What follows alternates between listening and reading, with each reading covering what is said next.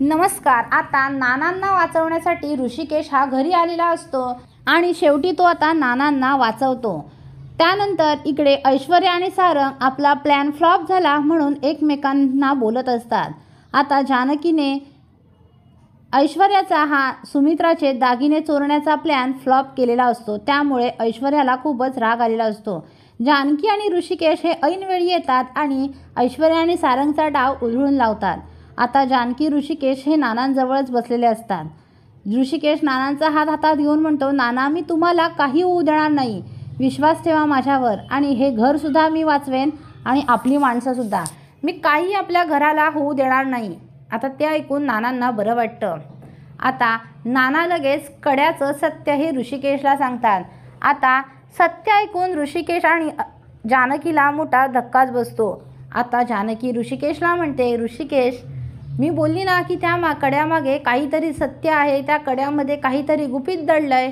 आता आपल्याला काहीही करून सयाजीकडून ते कडं घेतलंच पाहिजे। ऋषिकेश म्हणतो, हो जानकी तू बरोबर बोलतेस, आता आपण सयाजीकडून ते कडं नक्कीच घेऊया आणि त्या सत्याचं पूर्ण गुपितच उलगडून टाकूया।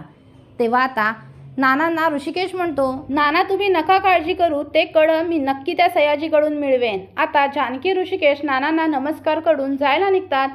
तेवढ्यात ऐश्वर्या पुढे येते आणि टाळ्या वाजवते आणि म्हणते, वा वा वा, तुम्हाला काय वाटतंय, तुम्ही खूप मोठी कामगिरी केलीत नानांचा जीव वाचवून, पण तुम्हाला या घरात येता येणार नाही।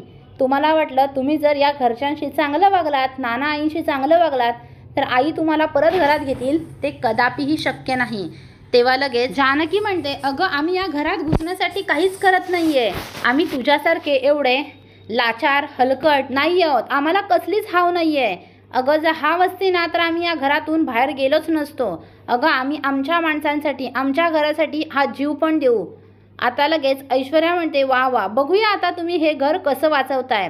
तेव्हा लगेच सौमित्र म्हणतो, ऐश्वर्या खूप हुशार आहेस ग, तुम्ही घाण करायची आणि आम्ही ती साफ करायची, लाज नाही वाटत का ग वर तोंड करून बोलायला?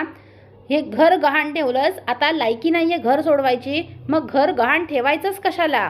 आपण सोडवू शकत नाही, आपली लायकी नाही आहे, आपली लायकी ओळखून तरी पाऊल उचलायचं ना ग, लाज नाही वाटली असं वागताना? आणि वरून दादा वहिनीचा अपमान करताय, चला निघा इथून, असं म्हणून सौमित्र ऐश्वर्या आणि सारंगला तिथून हकलून देतो। सौमित्र ऋषिकेश जानकीला म्हणतो, दादा वहिनी तुम्ही ह्या बाईचं काहीही बोलणं मनावर घेऊ नका, ही बाई कशी आहे तुम्हाला आता चांगलंच माहीत आहे।